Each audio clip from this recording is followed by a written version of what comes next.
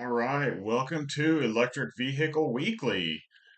Of course, I'm Jim from OSR Garage, and this week we are going to talk about the Tesla CCS adapter, and then we're also going to talk about the Volvo EX90. And what else do we have here? We've got the Ram EV. We got a little more information on that for this week. We also have the Fisker is pairing with Wallbox to provide a charger, and we also have a Baojun mini SUV. So that sounds like it's going to be pretty cool. I hope you guys enjoy seeing this stuff. Anyway, what we've got for first up is going to be the Tesla, and that's going to be the Tesla charger.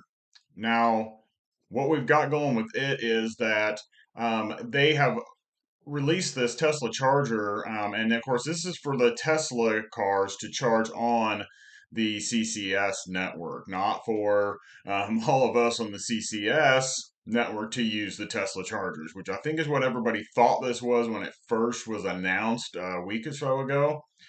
But it's going to be about $250, which is a really good price. And I'm really surprised that it's that low. I would have expected probably somewhere in the 5 to 600 range. So if you are a Tesla owner, this is going to be a good thing for you to have. Now, we know Tesla has one of the best charging networks, the supercharger network. But it doesn't hurt to have this adapter just in case you find yourself somewhere in between superchargers or an area where superchargers aren't well developed. There are still some areas that are like that, and possibly there's a CCS, Electrify America or EV or something like that, that you might be able to use this at. Now, it does only go up to 250 kilowatts, which I think is what the Tesla superchargers run at. One thing that they had talked about was making sure that everybody understands that, since for now, compatibility is limited to the newer Model 3 and Model Ys. The Model S and X refresh, starting with their 2021. According to Tesla, the adapter will require a retrofit for vehicles prior to that, and they have not talked about when they were going to do this. They're saying possibly early 2023, but it says you can sign in to Tesla to see if your car is set for this adapter or if you're going to have your something changed in your car. As the use of adapter is simple enough. You just plug the adapter into the end of the charging connection, and then wait for the latch on the adapter to fix into the adapter, and then after that, then you can plug in and follow your on-screen charging. Just like with Electrify America, you will probably have to have an app, and you'll probably have to swipe to initiate charging, just like some of the rest of us do that don't have plug and charge yet. It says Tesla vehicles are not um, compatible with the plug and charge functionality of the CCS cars. So you will have to it won't be automatic identified for billing. So that way you're going to have to go through the screen prompts, and you're going to have to follow that type of stuff. Just like any of the rest of us would be when you use your credit card or whatever case may be. So this is a pretty cool thing for Tesla. I'm really glad that they have got this out, which means that possibly they might be working on one for us to use the supercharger network until they start changing out cords. I don't know which one is going to be easier to do, whether it's going to be adapting the giving us some sort of adapter to use on the superchargers, or if it's going to be better to use to wait until they change out the plugs. I don't know which will be faster to do.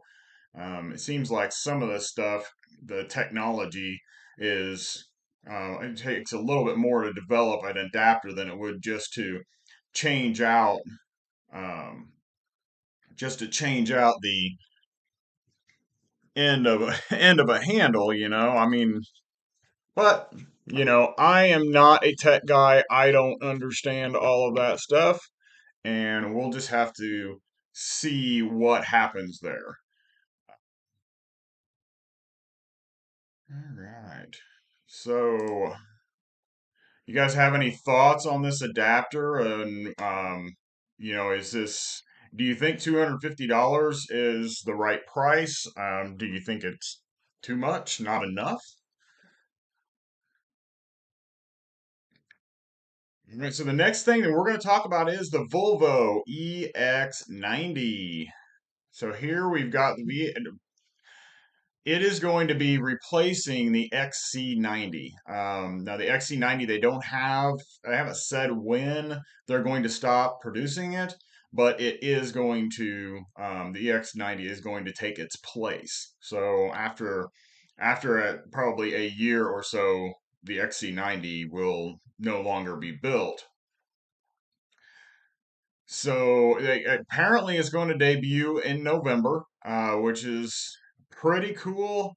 Um, the other thing we've got is the EX90 will introduce Volvo's next generation safety technologies, which will gradually find their way into the company's other models.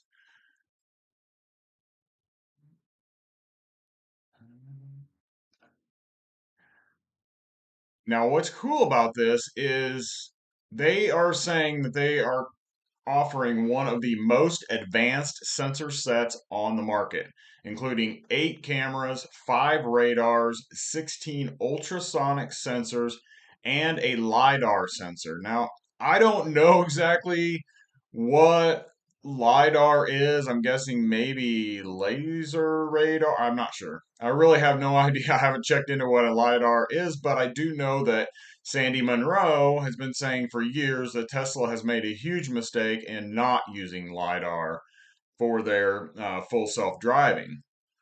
So I think Sandy Munro is pretty knowledgeable about stuff. So I would just say that with having the LiDAR system on there, that it is probably going to be pretty cool. Um, Let me see. I think I've got some more information on the LiDAR system here. And yeah, the LiDAR sensor will be mounted on top of the EX90 roof, and it'll be able to detect pedestrians a distance of 250 meters or 820 feet. That is a long ways away. That is pretty cool. Um, and it's, even depending on the lighting conditions, it really doesn't matter. It's the way it looks. They are hoping the addition of the LiDAR will become standard on all of its future models, which will reduce severe accidents up to 20% and improve the overall crash avoidance by 9%. That is pretty impressive. I don't know, and like I said, I don't know a whole lot about the LiDAR, but I also know that Fisker's main thing that they've got going on is really their ADAS system was going to be one of the first with the all the digital cameras and digital radars, and so that was going to be pretty impressive on its own. So this is something that they have obviously decided that they need to do step things up just a little bit. So what do you guys think of this EX90?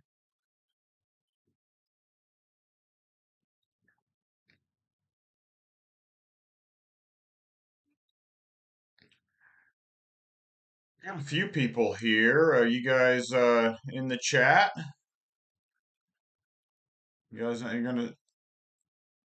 I'm asking, I'm looking for questions. I'll answer any questions you've got on any of this stuff. So feel free to pop in if you got questions. You know, that's what we're here for, to answer questions and give you guys some information. All right, so we will go ahead and we're going to move on to, how about we talk about the Ram EV?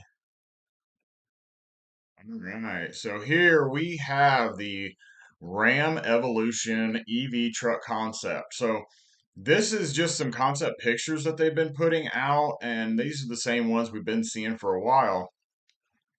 But one thing is that,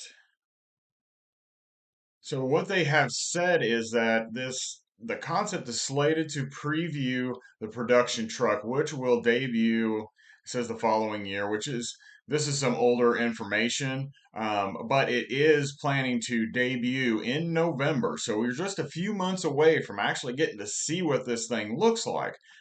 And there's been some people that have done some renderings and things like that. And, you can't really see a whole lot from this picture other than the fact that it's pretty evident that it is a Ram. It did keep some of the Ram designs. I like the front end. I think it looks really cool with the lights. But some information about this is that it says that this new STLA frame platform, I believe, is one of those that they're going to integrate the battery into the frame. So the battery will actually provide stability for the frame also. And they says they're talking about battery packs of 159 to 200 kilowatts, and that could provide up to 500 miles of range. And that is pretty impressive. I mean, if you can get that 500-mile range, you look at people that are towing, and that's the biggest thing that a lot of people talk about trucks. They are talking about towing. So why not? Why not put big batteries in there to give that towing a chance? I mean, really, if this can get 500 miles, and what we've seen with the Lightning and the Rivian is that the towing range could basically cut in half. So if you can tow now 200 to 250 miles, now you're getting into a range that a lot of people might consider moving to an electric truck.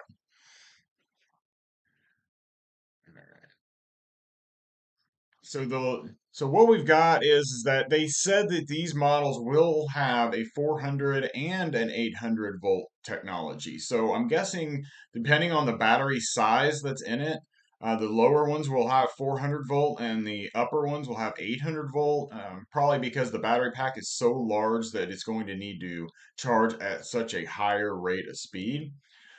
So it says the electric motors with outputs of 201 horsepower and up to 443 horsepower. So what it sounds like is you are your lower models are probably going to have a two-wheel drive system, and which is going to probably be your 201 horsepower, and it says up to 443 horsepower. I'm really confused because it also says the all-wheel drive variants are given. They could have combined outputs of 885 horsepower. So now it's almost sounding like they're going to have multiple drive motors. Like you might have a a single motor rear wheel, or you might have a three motor all wheel drive where you have two motors running the back wheels and one motor running the two front wheels, similar to what the Tesla Cybertruck was actually talking. They were talking about doing with that, and so do you guys think that 500 miles on a range would be good? Is that acceptable even if you're going to lose half of it towing? And that's the way I feel about it. I think now that is getting into an acceptable range. To go be able to go 200 miles on that if you're towing is a lot better than what we're seeing on the market right now. and it putting out 885 horsepower. That's quite a beast of a truck. That's pushing Rivian numbers right there. So that ought to be pretty cool. Um, so then now the next thing we are going to look at is we have coming up is the Fisker Wallbox. I'm not sure if you guys have seen anything about this.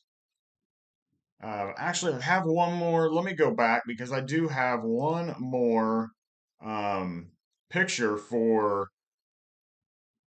this Ram that I don't know if anybody has actually seen this picture yet.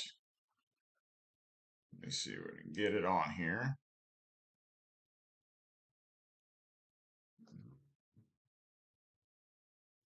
So this is a picture of the frame down here. But the other thing is that this REBP, this range electric paradigm breaker, this is supposed to be their range extender. They haven't really said exactly from what I've heard is that it's going to be a small engine, a small like three-cylinder engine that would run for a certain period of time to keep the battery charged. But I don't know if that's exactly the way that it's going to work. Um, the RAM picture that I had for you guys, I'm going to see if I can dig that up for you here in just a minute. And, um, but I'm not sure. Have you guys heard anything about this range extender? I mean, I have yet to hear anything major about it. Okay, so I think I've got the picture here for you guys on this other RAM picture, and pull it up right now.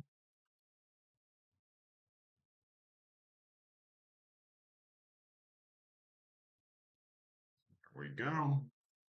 So this is what I kind of envision more of what the RAM is going to look like. It's got its really similar body lines to a regular Ram. It's obviously looks like a Ram, and that is something that is very impressive, and I really like the looks of it. I hope this is what it comes out looking more like. It's just a rendering, but this is possibly what it could look like.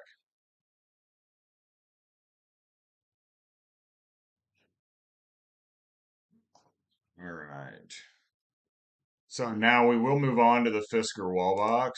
So here is the Fisker Wallbox, and so Fisker has combined with Wallbox to provide charging for the Fisker Ocean and any other Fiskers after that.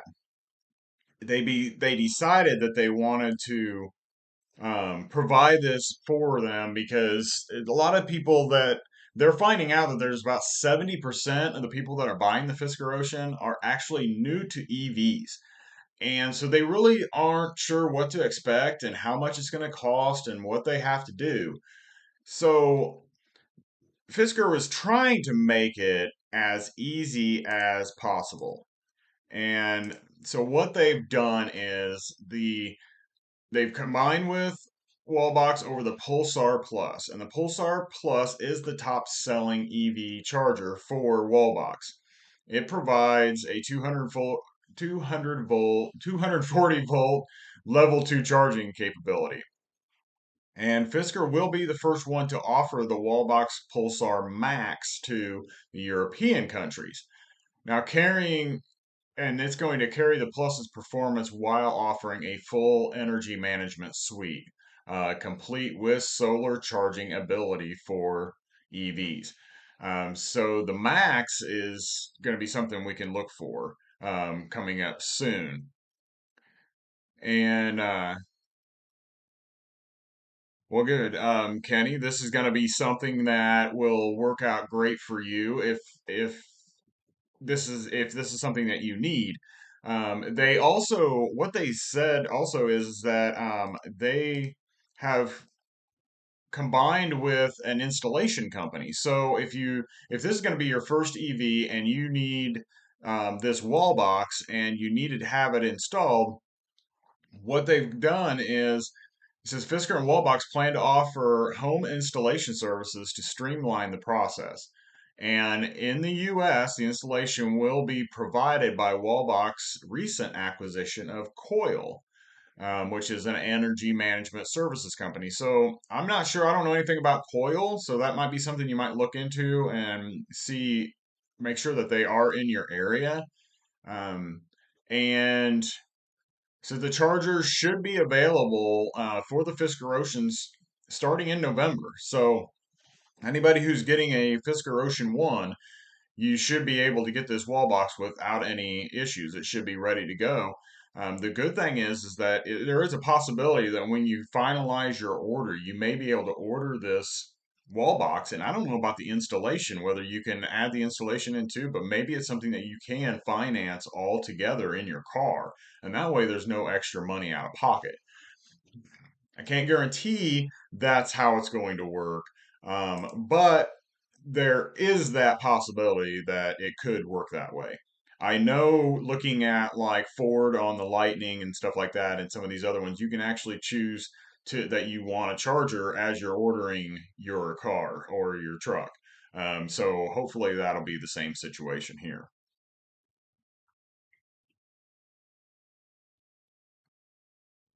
So the next thing that we have here is going to be, and this is pretty cool.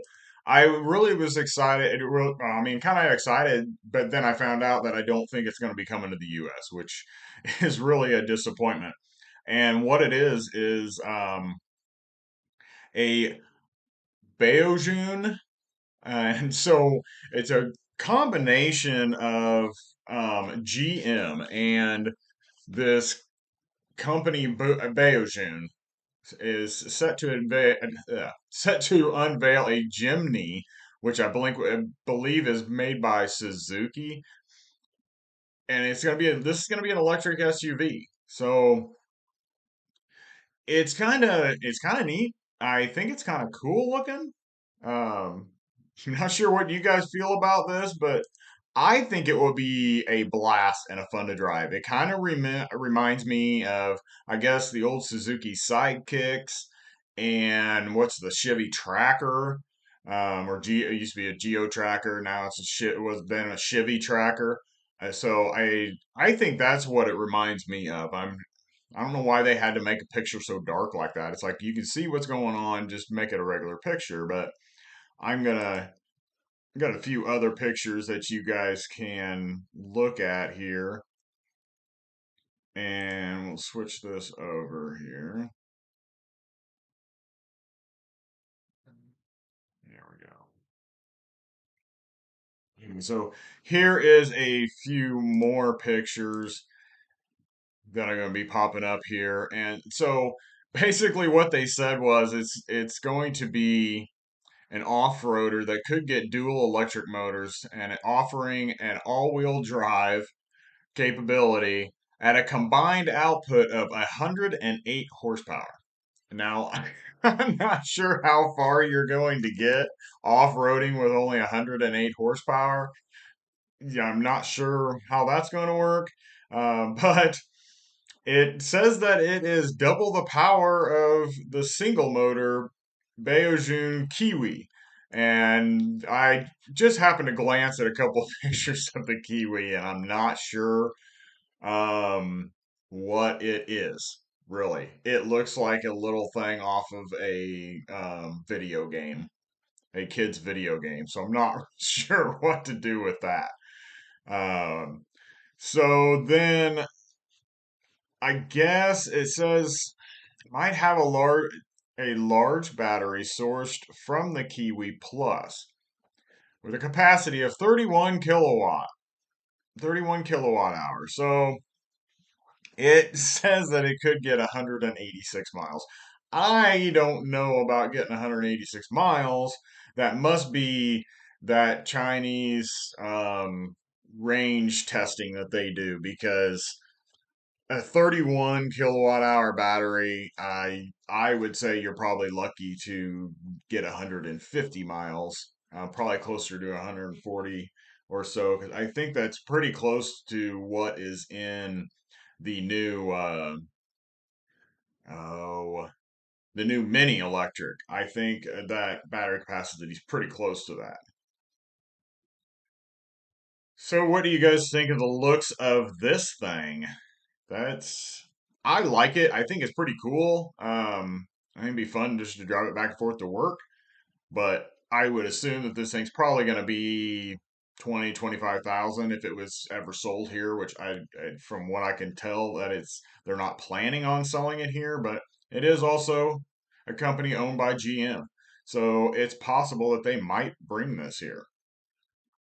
So we will have to see what happens there. Anybody got any questions on anything?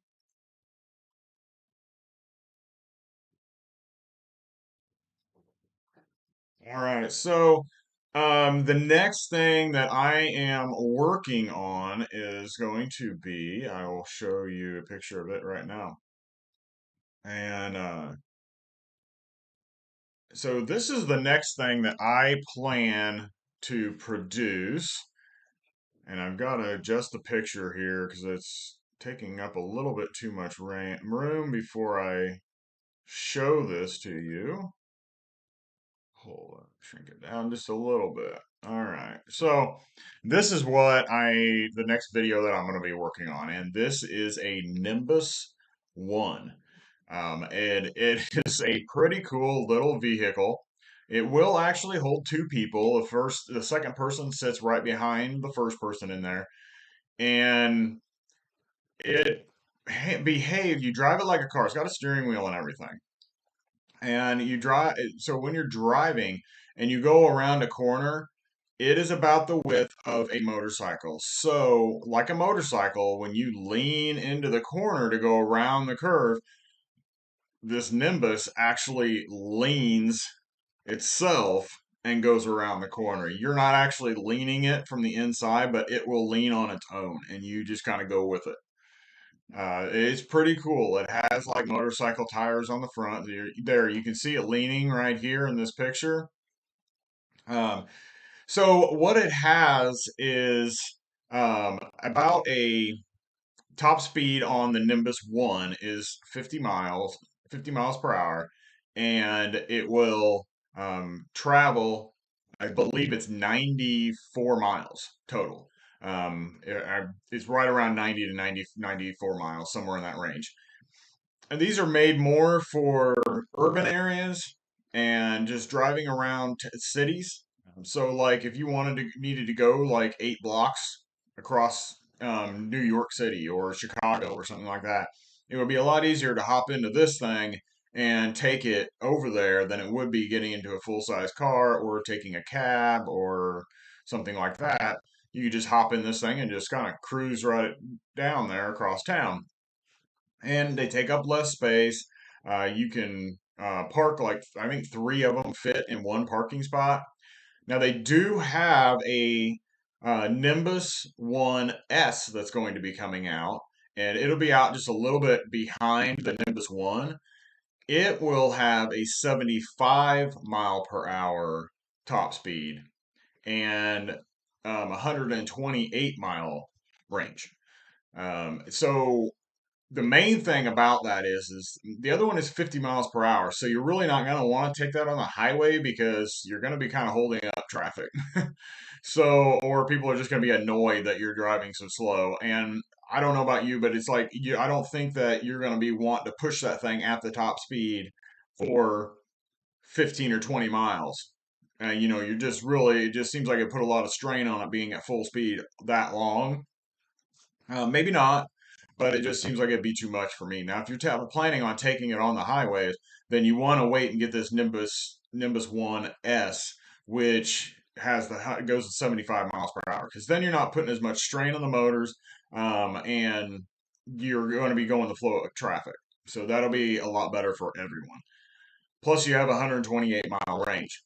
The one cool thing about this is the battery packs. The battery packs are mounted underneath the seats, and you can actually reach in and pull them out. So you can see right here in this picture where they're reaching in and you can pull those out, and then they have a charging station that goes inside your house, and you can take them in there and you can just set them down inside the charging station. It's pretty cool. And you can charge them in your house overnight, so you don't have to plug it in. It does have a J J1772 J1772 connector in the front of it, so you can charge it off of a 240 if you want to. And I believe it's like overnight on a 120 plug-in. I think they said it's a total of like, I don't know, 4 hours or maybe 5 hours to charge the batteries all the way up to full. And if you use a 240 and plug it in, it's like an hour and a half and the batteries are full. So it's pretty cool. I think for me, it would be ideal for me to drive back and forth to work majority of the year. There's going to be a few months of the year that we have snow and ice and stuff like that where that is not going to be beneficial. So it's going to be more of a third type vehicle, like it would be your motorcycle. There's going to be times of the year you can't drive it. But unlike a motorcycle, this is enclosed. It does have an airbag, and it has heat, and you can add air conditioning. It doesn't come with air conditioning, but it's something that you can add. Now, the other thing about this is that you do not have to purchase this. You can put a reservation on it, and then you can choose to either purchase it or rent it. So you can rent these for $200 a month. And then when you're done with it, you can send it back. Now, I don't know how it works if you send one back, if you just sign up to get another one the next like spring or fall, if you don't want to pay for it over the winter to sit in your garage. But even at $200, that's pretty low, price to even pay if you're sitting in the, you easily pay that on a motorcycle, most likely, I would imagine. So I think it's pretty cool. I think it's ideal, and I'm considering getting one to run back and forth to work every day instead of driving my truck. And then I'll just use my truck during the winter and the snow. What do you guys think about that? Do you think that thing's pretty cool? I mean, do you think it's worth it? I mean, we considered the Aptera, which is something that I would really consider and I think would be cool. But the problem with that is we are going to probably foster, and if we foster and we have kids, we can't. The kids aren't going to fit in the Aptera. I mean, it's a two-seater car, so we can't take long trips in the Aptera now because if we have any kids, right now it'd be ideal that we could go wherever we wanted to in the Aptera and not ever have to buy gas. But this, though, is something that either any of us could use to just run into town. I can drive back and forth to work. We can hop in and go run up to the grocery store or whatever. It just makes it easier than getting a whole vehicle out, unless everybody was going. So, well, the other thing that we're probably going to be working on is our ID4 has been over 20,000 miles and we went and had it serviced. So I'll probably have a video up on a 20,000 mile review of the Volkswagen ID4 coming up soon. And from there, I'm probably going to head to a dealership and start getting in some car reviews. And we also heard a little bit of info from Nissan, and it looks like I've at least gotten accepted into their fleet program, but I don't know that I'll see a car anytime soon. But yeah, good news, I actually kind of got in, so we'll see what happens there. That'll be pretty cool if anything comes of it. So that is all that I've got for you guys. If you guys have any questions, pop them on here real quick. And otherwise, we are going to check out. And I hope you guys enjoyed the news and it filled you guys in on a few things. I'm probably going to put a reservation down on the Ram EV. Because I, of course, was not able to get my Ford Lightning the Ford Lightning Pro that I wanted because they canceled all those orders that or stopped all the ordering for that, and I sold my reservation to the dealership. So I won't be getting a Lightning, so I'm gonna try for a Ram and see what happens. But I will see you guys next time. Thanks for coming. Don't forget to subscribe and hit the like button. I will see you guys later.